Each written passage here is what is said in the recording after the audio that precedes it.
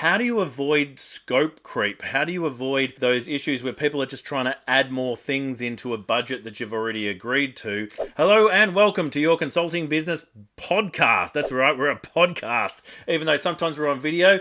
And if you are listening to this in the audio version, you can go and check us out on YouTube. If you're on YouTube, you know the drill. Like, share, and just subscribe. But if you are watching on YouTube, do know that you can actually check this out on the podcast version wherever you download great podcasts as well. Today we're actually going to be talking about something that I think is quite sexy, which it enables you to reduce time that you spend, it reduces errors as well, but also enables you to increase profits. That already sounds pretty sexy, but it's all about business systems. Now you thought I was talking about something else. No, it's all about business systems today, and we've got an expert interview which I'm going to shoot through to in just a moment, but I wanted to tell you before we get into that interview with the guy who wrote the book on this subject, I want to talk about a few changes to the podcast. Number one, we are having some of these expert interviews, and we're going to have them happen on a very regular basis. Not only that, at the end of almost every podcast, we're going to be adding in a little recommendation, a book recommendation or a system recommendation. Maybe it's an app, maybe it's something you can use, but wherever it is, it's going to be something you can use in your consulting business. So looking forward to seeing you on the other side of this interview. But before we do, who is it? It's with the guy who wrote the book, as I said before. He wrote the book SYSTEMology, and his name is David Jenyns, and he's here not only just to talk about systems in general, but more specifically to how do you avoid scope creep? How do you avoid those issues where people are just trying to add more things into a budget that you've already agreed to? How do you manage that and create a system, a business system that not only gives you a business that's more profitable and saves time, but actually allows you to still have a lifestyle that you love? So I'll catch you on the other side. Let's go straight to the interview. All right, fantastic. David, thank you for joining me on the call. Pleasure to be here, Russell. Looking forward to it. Yeah, absolutely. Now, you're the expert in systems and your business and the licenses that you actually help people engage with are all around system. But today we're talking about consulting businesses, and I want to get a little bit niche here on the idea of systems because it's such a big topic. Systemization of the work. Let's talk about the delivery of the work. I'd love to talk to you about how do you go about handling things like scope creep on projects, or even quoting for a project up front when you don't know how far it could go, because a lot of the time as consultants we're talking about outcomes, and that, you know, how long's a piece of string in some cases. Where do we start with this topic? I think it's a common problem when you're starting out as a consultant, or maybe you've been as a consultant for a little while, where you have a client, you start working with them, you didn't clearly define what work is going to be done up front, and scope creep happens. Then the client starts saying, hey, can we add in this? Or I've just got this small thing, can we add that in as well? And before you know it, the very profitable project quickly becomes unprofitable. And sometimes it's a bit hard to manage the relationship, because as a consultant, you have quite a close relationship with the client and you're wanting to over deliver and please. So you don't want to say no. And if you don't have the right structures in place, it can end up harming the relationship if you don't manage it the right way. So it's definitely a challenge that is quite common amongst all consultants. So probably two or three things, tips on how you might manage it. Firstly, you want to think about getting very clear on defining the scope of works up front. Yes. So one way to think about it is, how can you almost productize the first interaction that you have with the client? As in, what is the smallest possible deliverable that you can offer that solves a particular problem that the client can agree to, that's easy for them to get started, but has a defined deliverable, which means, you know, oftentimes there's a defined start and end to the project. Yeah. So that way, if you can systemize and build around, you know, the collateral at the start and how you introduce it to the client, anytime then something falls outside of scope, it's much easier to kind of go, great, that doesn't quite fit into what it is that we're working on right now for this particular sprint or this particular project. I'm going to put that over here and put it in this parking lot. And at the end of what we're doing right now, we'll revisit. We can help to reprioritize, and then let's define what the next round of work looks like. That's a big part of it. And I think where a lot of consultants go wrong is they feel like they can solve every problem, and every client that they've got is a unique situation. Yeah. So they tailor make the solution for every client, which then makes the edges all blurry, and it's not clear to the client or to the consultant what's agreed upon and what's not. And then they don't know how to say no. And I find a lot of, and it's not even new consultants necessarily. I've been talking to some consultants who've been working for 20 years. And they've been giving away the initial strategic piece. They've been saying, "Oh, we'll do this strategy, and then we'll look at what projects are going to come out of this strategic piece of work." That's a huge mistake from my point of view, because the intellectual property around strategy, I think, is one of the more valuable pieces of the entire project. Yeah, I think, and that might be a great way to start with a client, because you can then define what that strategy piece looks like. How many sessions are you going to meet with the client? What does the final deliverable look like? How will you then from there provide the strategic plan and the action plan, figure out who's doing what and which pieces of those then break out into ongoing work? And for the client, they're getting the PDF report and the 2-hour presentation on the other side of that explains all of that. Now, that's an example of, you could clearly define that as a scope of works that the client pays for. And then if it starts to creep into, oh, can you do this or do that? Well, right up front, we've agreed what it is that you've paid for and the work that I'm doing. And okay, well, that is going to have to wait until the next sprint. Yeah, and then, that's one micro example and a great one to get started. And then after that, like the next project, maybe depending on the type of work that the consultant is working on, you might be able to that level of specificity, define, well, what is the second sprint going to look like? Yep. Well, once we've created the plan, here is the first project and here's what deliverables look like. Now, you've said sprint a few times, and just for those people who aren't using that in their business yet, or don't come from the sort of a production background, what do you mean specifically by that? I just mean the block of agreed upon work, rather than saying to a client, hey, we're going to work together for the next 12 months and here are everything that we're going to complete. It's this big nebulous blob of work. If we break it down into something like maybe 90-day or 30-day sprints or blocks of work, where you've got smaller milestones that you're hitting within that period of work, it just makes it much easier to go, are we on track? Are we off track?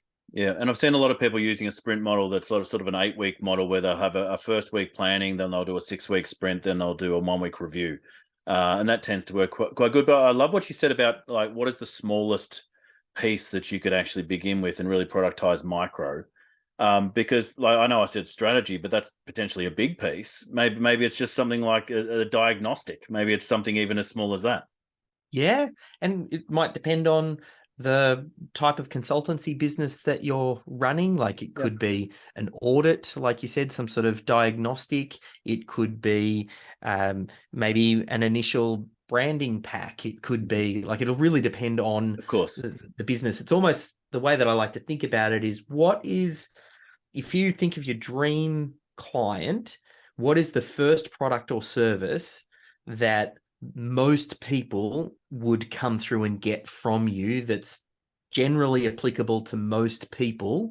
And how do we break that down into a small piece? Because the other thing that sometimes consultants do, because everything's so bespoke, they don't think about the systems and the processes, and they build this business that's so heavily dependent on them. But sometimes what can happen is, if you just break out that first piece, as some consultants have gone through this process, they might start to realize, imagine if I just built my whole business around delivering that first piece, and I Yes. got really good at it. And then I got other team members who could step in and deliver that first piece. Or, the whole goal really is to have that first piece delivered without the consultant, because oftentimes also that's the first step, maybe even to winning the next big projects. So the more of those smaller pieces or projects that you can put through, and if you remove the consultant from the delivery of it, Yeah. then it opens up capacity, which then increases more opportunity to land the really big projects. I've got a consultant's challenge to that, because I want to know what your response is to it. The one is, if I do this tiny little piece of work over and over and over and over again, I'm going to get bored. All right, so that's one side of things, and I've got much more experience or knowledge than just this small piece. I'd be going to waste if you just used me for this. Yeah. Now, I agree with you. I think that there's we're not in America, but there's riches in niches, right? There is a real great opportunity to get incredibly world class in a small space. But what do you say to people who say, "Oh, I would get bored just doing that one thing"? Yeah. The way I like to think about it is every business owner, every consultant, if they can create some form of cash flow that comes into their business that isn't dependent on them, that becomes incredibly freeing, to know that I can get sick, or a family member can get sick, or I can take a break over Christmas, or I can take some time out, and the business can at least continue to have some cash flow coming through and not everything grind to a halt. That actually then frees up the consultant then to work on the things that they really love, because maybe they still land like they just start to cherry pick the dream projects where, we're putting 20 clients through on this little micro piece, and the business makes a little bit of money, and then one out of every one of those 20, they say, "Ooh, this is the slam dunk. That's the client I want to work with, and I'll custom bespoke everything for them because it's a client that I love dealing with." Like that's the way that I would think about it. I love it. It's a great answer. So what is the first steps for somebody who wants to start systemizing the delivery of the things that they do? I know you said about, like, what does the dream process look like for your specific clients, but do you have a sort of a methodology or something that you teach around helping people put these things in place? Without sounding too cheesy. Oh yeah, he wrote the book That's on it. right. That's right. That's Yeah. right. Head over to Amazon, grab yourself a copy of the Systemology book. Like, regardless of, the approach of systemizing a consultancy business or a small business with 20 or 30 employees, it still always starts with the same thing. You get very clear on who the target audience is and the primary product or service, and then you map the linear journey that prospect and then client goes through to deliver that. Mm-hmm. And if you get really good at identifying what that is and then being able to deliver that without key person dependency, that should be the focus, I think, for business owners. Because most consultants, again, they only build a business that's so dependent on them, and sometimes it happens by design, because they're in corporate and they hate the corporate world, and they leave corporate and then they want to start up their own consultancy business, and they want it to be about them. But very quickly, the longer you've done consultancy work, the more that you realize that there's a real big risk if it's just based on you. There needs to be some component of the business that can make money without you. And getting that piece right is really the problem that Systemology looks to solve. I love that. So Systemology is definitely the book to go and get. We've had you on here before, David, and it's fantastic to have a chat with you. And I think it's important also for people to understand that when it comes to whether you call it niching or whether you call it focusing, it doesn't have to be industry based. It can be method, it could be the challenge or the problem that you look after, it could be the outcome. There are so many different ways to slice up the cake, but it's about having something repeatable, I think, that brings in cash flow on a regular basis. Yeah, most consultants, they keep on solving the same problem over and over and over and over and over again. When what you want to try and do is solve higher quality problems and continually level up. Otherwise, you just keep over time you're going to get bored anyway, because you're just saying the same thing and putting a respin on it. So anything that, once you figure out the solution to something, you want to try and bottle it. You want to create the system or the process so that you can solve that problem perpetually. And it's also a big part of the IP that a consultant should be developing, is thinking you want to develop almost like an 80% solution where you've got your particular niche or clients that you service, and you have your methodology and your way of solving or fixing their particular problem, and you create and get that systemized to the 80% level. And then every new client that comes through, you do the final bit of 20% customization to make it feel like it's tailored to them, because it is.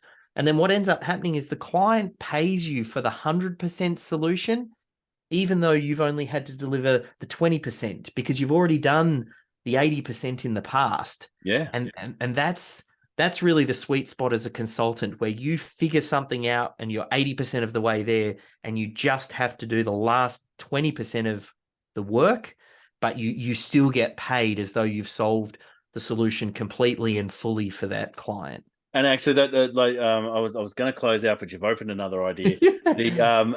So if there's only 20% of the work to do, how are these consultants that charge by the hour going to actually get any leverage from that?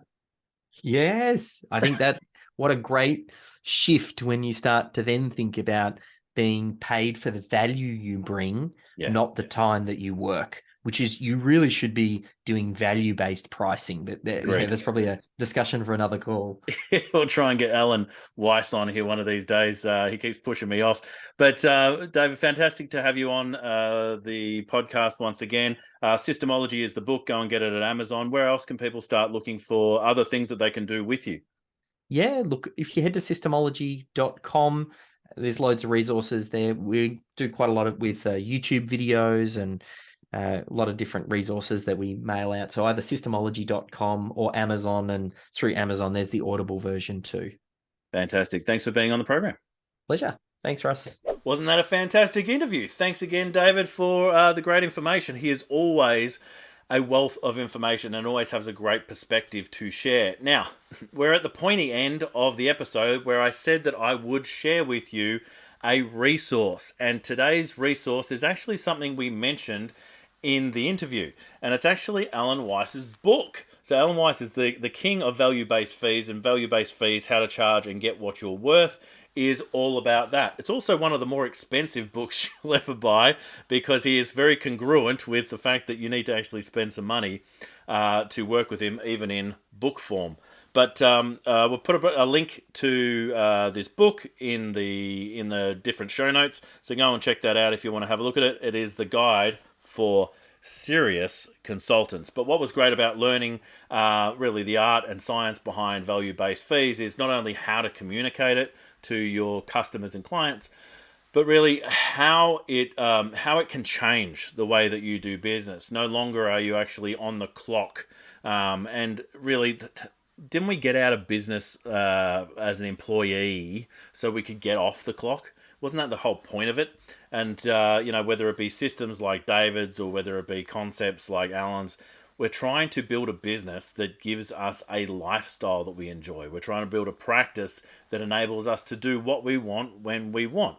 And at the same time as being able to give back in the way that we can, which is through our expertise, through our experience, through our knowledge, through our skill, and through our application, ideally with clients that we love working with. So, by the way, if you are a consultant, if you are an expert service provider who is looking for more people around you like us, there is a place, and we've put it on Facebook. It is called the Future Proof Business Group, and it is all about business adaptability. And it is for people who are experts in what they do, like us, who really want to know, how do we go about adapting our business? How do we change when the context changes? How do we change when the relevancy changes?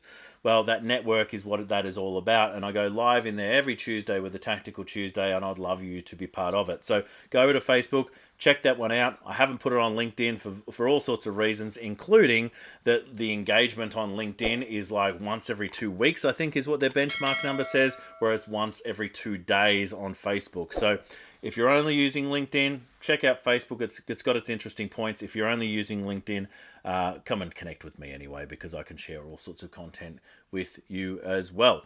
Until next time, let me know if you've got any comments. Let me know what systems you are wanting to put into your business. Let me know if you have got this book, if you've got a copy of Value-Based Fees, and what you thought of it. I'd love to hear that. Until next time, stay passionate, and I will catch you on the next one. Bye for now.